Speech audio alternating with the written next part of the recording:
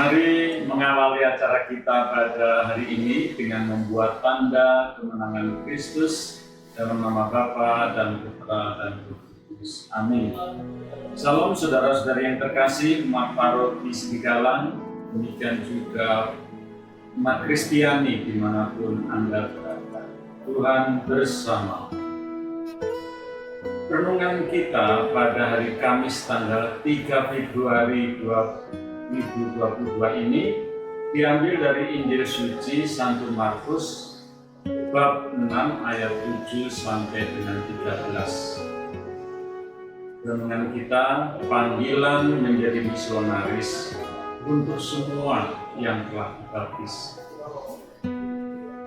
Panggilan menjadi misionaris bukan hanya kewajiban kalangan hierarki, biarawan, biarawati, tetapi juga semua umat, para tokoh maupun umat biasa, dan bukan hanya yang dewasa tetapi juga bagi anak-anak. Oleh karena itulah kita juga mengenal anak-anak misioner.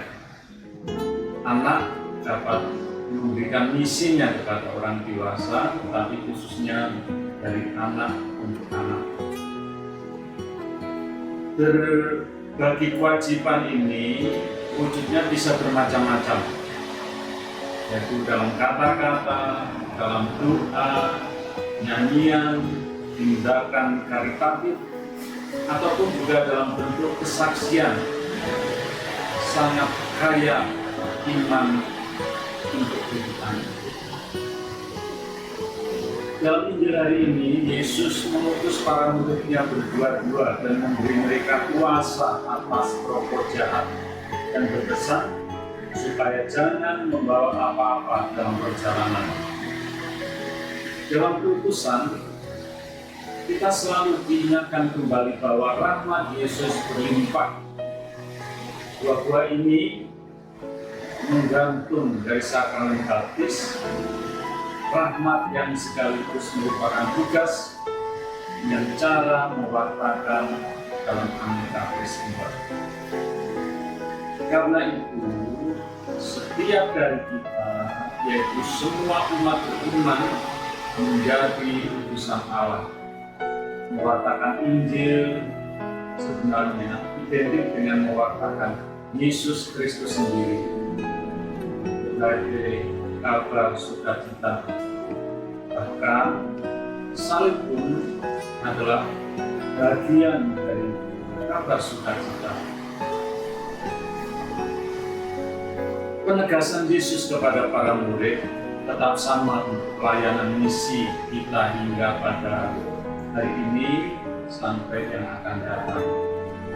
Karena rahmat yang diberikannya sudah cukup, maka Yesus berpesan, tidak usah repot-repot dengan aneka aksesoris atau tambahan, dengan segala kelengkapan atau kekhawatiran.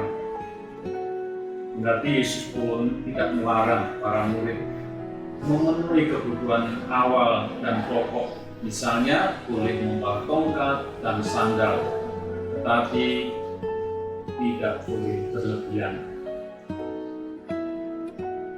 Kita jangan disibukkan oleh aneka hal yang tidak perlu sehingga abai atau mengaburkan misi pelayanan itu sendiri.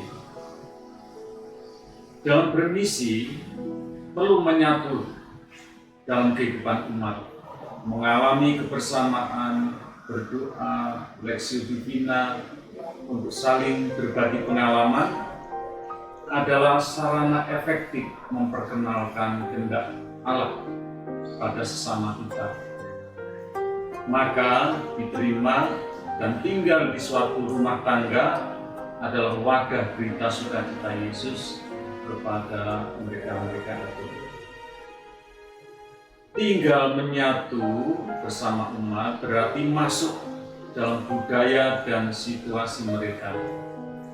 Lewat budaya setempat, kearifan lokal, nilai-nilai Kristiani dapat masuk secara lebih mendalam dalam kehidupan masyarakat itu. Model panggilan berutusan Yesus dapat berkembang seirama waktu, pesannya tetap sama, namun caranya bisa berbeda untuk lebih dapat saling memperkaya. Sebab karunia Roh Kudus lewat gerejanya yang kudus ini akan selalu membaharui segala sesuatu, termasuk perutusan kita. Perutusan memerlukan kematangan hidup beriman, maka amat penting sampai pada wujud persembahan diri kita. Bagi yang terpanggil secara khusus dalam kolaborasi imam awam, yaitu para imam, biarawan, biarawati, para katekis, dan para pemimpin awam yang dikuduskan, dilantik dan diutus, perlu mengobarkan budaya kehidupan dan kebenaran. Semangat yang harus dibangun adalah diakonia, koinonia, liturgia, kerigma, dan martiria, sebagaimana tertera dalam panca tugas gereja.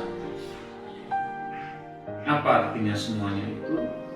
Liturgia berarti menghidupkan peribadatan yang menguduskan, ikut serta dalam perayaan ibadat resmi yang dilakukan Tuhan dalam gerejanya kepada Allah Bapa.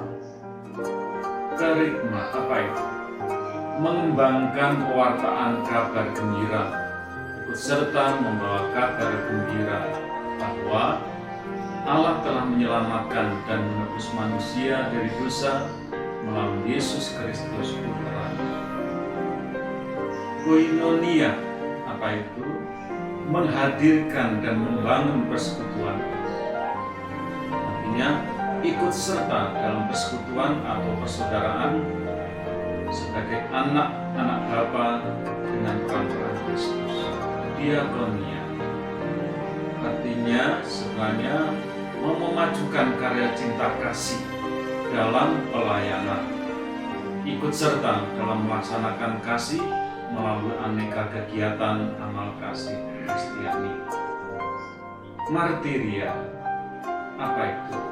Memberi kesaksian sebagai murid-murid Tuhan, ikut serta menjadi saksi Kristus bagi dunia, termasuk berani memanggul salib kehidupan. Maka untuk mengakhiri ini, kita selalu akan diingatkan dalam perutusan, carilah dan kerjakanlah tugas kerajaan Allah lebih dahulu, maka yang lainnya akan ditambahkan padamu, akan ditambahkan pada tarekatmu, komunitasmu, dan keluargamu. Pesan dari Matius bab 6 ayat 33. Semoga renungan kita hari ini berguna untuk bertumbuhnya hidup Tuhan.